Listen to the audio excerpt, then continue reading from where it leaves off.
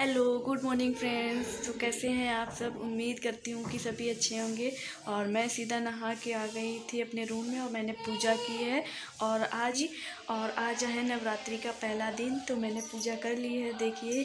और अब आप सभी को मेरी पूरी फैमिली की तरफ से हैप्पी नवरात्रि। और अब मैं जा रही हूँ किचन में पूजा करने के बाद। तो चलिए मिलते हैं किचन में।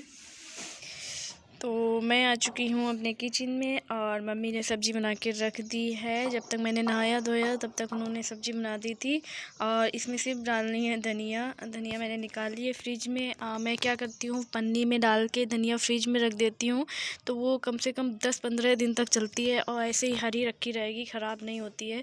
और आपने देखा भी होगा मेरी धनिया कितनी हरी हरी है। और इसको कम से कम 4-5 दिन तो हो ही गए हैं फ्रिज में रखे हुए। और आप अगर ऐसे ही डायरेक्ट फ्रिज में रखेंगे ना तो वो ख़राब हो जाएगी। आप पन्नी में करके रखिए ना, बंद करके, तो धनिया आपकी कभी ख़राब नहीं हो। कोई भी चीज़ हो, हरी सब्ज़ी, जैसे कुछ भी हरी सब्ज़ी हो, आप पन्नी में पैक करके रखिए, कभी आपकी सब्ज़ी ख़राब नहीं होगी।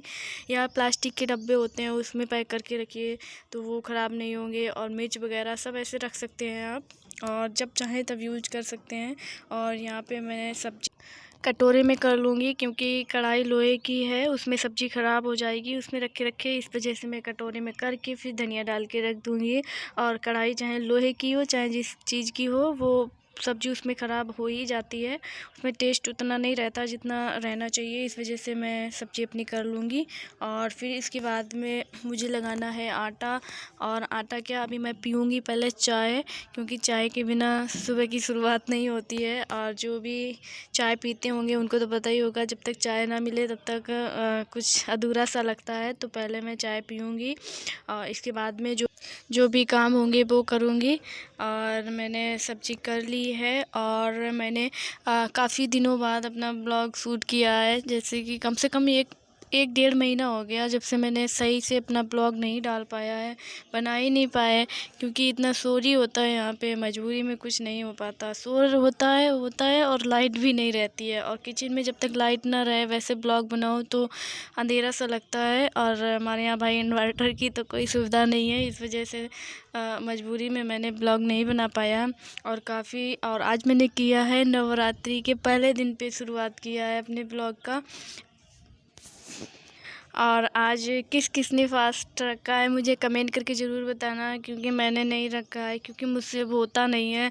और अगर जब तक मैं कुछ भी खाऊं पीऊँ ना, बेशक थोड़ा सा खाऊं, लेकिन पेट में कुछ जाना चाहिए, ऐसा मतलब कमज़ोरी जैसी लगती है, इस वजह से नहीं। लेकिन मैं दिल से मानती हूँ, दिल से पूजा करती हूँ, बस इतना ही मेरे लिए बहुत है।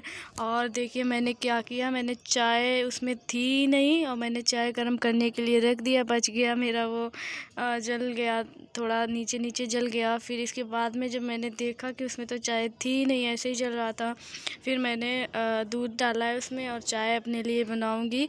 जब तक ये चाय बनेगी मैं लगा लूँगी अपना आटा। तो चाय को बनने के लिए रख देते हैं। और इसके बाद में देखिए मैंने अपने बाल भी ऐसे ही फ़ोल्ड करके रखे हैं। इतना भी टाइम नहीं मिला कि मैं इनको थोड़ा सा सुखा लूँ। और मैं ऐसे ही करती हूँ, क्योंकि ऐसे ना बाल बहुत जल्दी सूख जाते हैं और जब आप खोलेंगे तो पानी उसमें से टपकता नहीं है। मैं ऐसे ही फ़ोल्ड करके रहती हूँ और जब खोलूँगी ना तो पानी नहीं टपकेगा। तो चलिए मेरी चाय बन चुकी है और अब मैं पी लूँगी चाय, फिर इसके बाद में और भी काम है वो करूँगी। तो चलिए मैं चाय पीती हूँ, आप भी पीजिए मेरे साथ। तो मैंने चाय पी ली थी और अब मैं थोड़ी साफ़ सफाई कर दूँगी। जो भी हम लोग सब्ज़ी वगैरह बनाते हैं, और मैं इस पर कट कर रही थी, धनिया वनिया सब पड़ा था तो मैं इसको साफ़ करूँगी।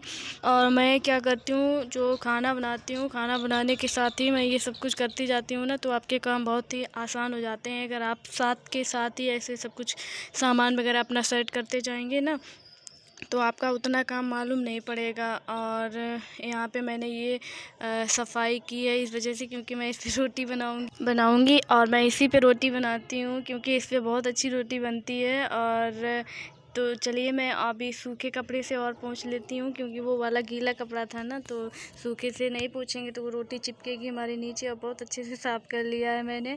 अब बनाऊँगी मैं रोटी, क्योंकि मुझे भूख बहुत लगती है, सुबह ही लगती है। और अगर मतलब पेट में कुछ जाए ना तो मुझसे कुछ भी होता नहीं है, मतलब मेरी आवाज़ भी नहीं निकलती है। इस वजह से मैंने आपको बताया कि मैं फास्ट नहीं रखती हूँ अब, क्योंकि बच्चे हो जाते हैं ना तो फिर बच्चे होने के बाद उतनी शरीर में ना ताकत नहीं रहती है, उतना पहले जैसा नहीं रहता है। इस वजह से मेरे से अब नहीं होता है। बस मैं दिल से ही पूजा करती हूँ, मानती हूँ, ऐसा नहीं है। पूजा मैं डेली करती हूँ, उसी तरीके से अब भी करूँगी।